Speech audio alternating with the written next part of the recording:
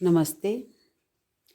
आज उपमा, रूपक और उत्प्रेक्षा अलंकार में जो अंतर है उसे आज हम यहाँ पर स्पष्ट करेंगे कि उपमा, रूपक और उत्प्रेक्षा अलंकार में क्या अंतर होता है। तो आओ हम यहाँ देखते हैं कि उपमा अलंकार जो है उसमें विशेषकर उपमेय की उपमान से तुलना या फिर समानता की जाती है। तो हमें समानता को देखना है कि यहाँ पर जो उपमेय है जिसकी तुलना की जा रही है और किसके साथ की जा रही है, तो उसमें समानता है, तो वहाँ पर उपमा अलंकार है। इसके बाद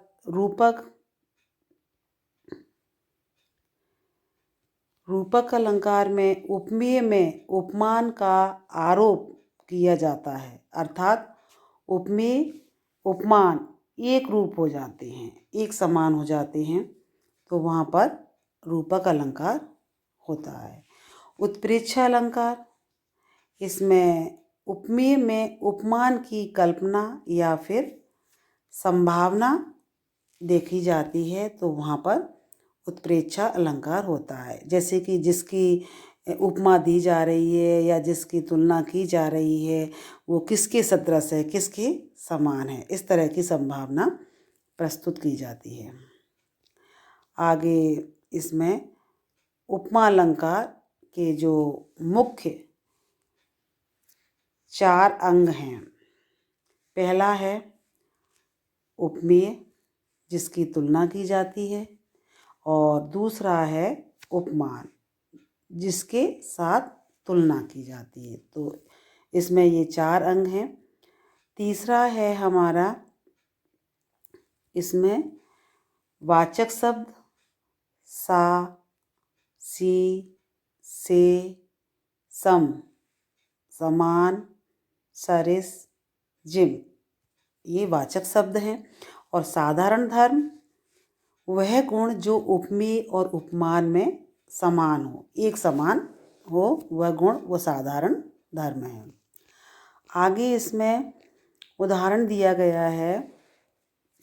उदाहरण क्या है कि पीपर पात सरिस मन डोला।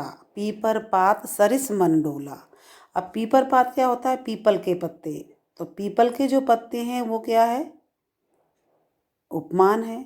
जैसे कि पीपर पात क्या हो गया? उपमान हो गया। और सरिस, सरिस हो गया, जैसे अभी आपने देखा वाचक शब्द, तो ये वाचक शब्द हो गया। मन क्या है? उपमेय। इस मन की जो उपमा दी जा रही है किसके साथ? पीपर पात के साथ, पीपल के पत्ते के साथ। डोला साधारण धर्म है। तो यहाँ पर आपने देखा कि जो मन की जो उपमा दी जा रही है वो पीपल के पत्ते के साथ दी जा रही है कि वो जो मन है वो पीपल के पत्ते की तरह डोल रहा है, डोला है। तो यहाँ पर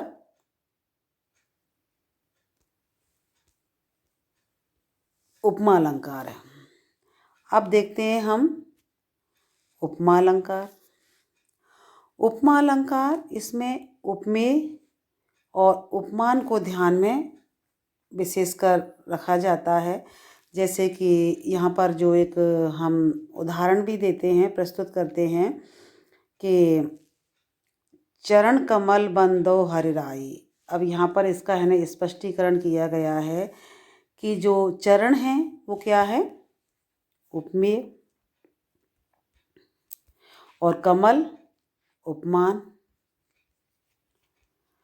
तो यहाँ इतनी समानता है, इसमें एक रूप हो गया है, एक रूप कर दिया गया है कि जो चरण हैं वही कमल हैं, चरण ही कमल हैं। तो यहाँ एक समानता जब एक रूप करके दिखाया जा रहा है तो यहाँ पर रूपक अलंकार है। उपरोक्त उदाहरण में उपमेय कौन है? चरण।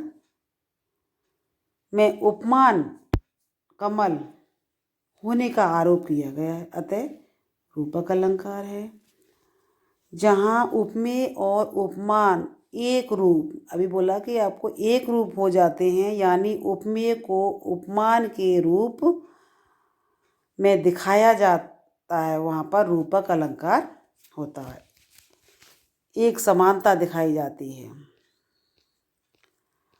आगे, जहाँ पर काव्य में उपमेय में उपमान की कल्पना या फिर संभावना की जाए, वहाँ पर उत्प्रेक्षा अलंकार होता है। जैसे कि जो उपमेय है, जिसकी उपमा दी जा रही है या कल्पना की जा रही है और जिसके साथ की जा रही है, तो वहाँ संभावना प्रकट की जा रही है कि ये जो चीज़ है वो इस तरह की दिखाई दे रही है या नज़र आ रही है। तो उत्प्रेक्षा अलंकार में वाचक शब्दों को भी हमें विशेषकर ध्यान दिया जाता है, वाचक शब्दों पर, क्योंकि वाचक शब्दों के माध्यम से ही हम उत्प्रेक्षा अलंकार को इजीली समझ सकते हैं। जो वाचक शब्द हैं वो क्या हैं? मन, मनो, मानो, मनो, मानहु, जन, जानो, जानहु, ज्यों। तो इस तरह के जो वाचक शब्द ये जो आते हैं उत्प्रेक्षा अलंकार में, तो हमें उपमेय और उपमान की जो कल्पना या संभावना प्रस्तुत होती है, उसे ना देख करके केवल हम वाचक शब्दों को ही देखें तो हम उसके भेद को इजीली समझ सकते हैं। इसका जो एक ये उदाहरण है, आप पहले भी हम इसके विषय में बता चुके हैं कि सोहत ओढ़े पीत पट श्याम सलोने गात मनऊ नील मणिशैल पर आतप पर्यो प्रभात। अब देखिए यहाँ पर मनऊ ये आ गया वाचक शब्द। तो वाचक शब्द जब हमें यहाँ पर नज़र आ रहा है तो हम इजीली पहचान लेंगे कि यहाँ उत्प्रेक्षा अलंकार है। और उपमेय में उपमान की जो संभावना भी दिखाई दे रही है कि जो श्री कृष्ण जी हैं, उनके सांवले सुंदर शरीर पर पीला वस्त्र जो उन्होंने ओढ़ा हुआ है पीतपट, तो उसको पहन करके वो इतने सुशोभित हो रहे हैं, इतनी सुंदरता दिखाई दे रही है।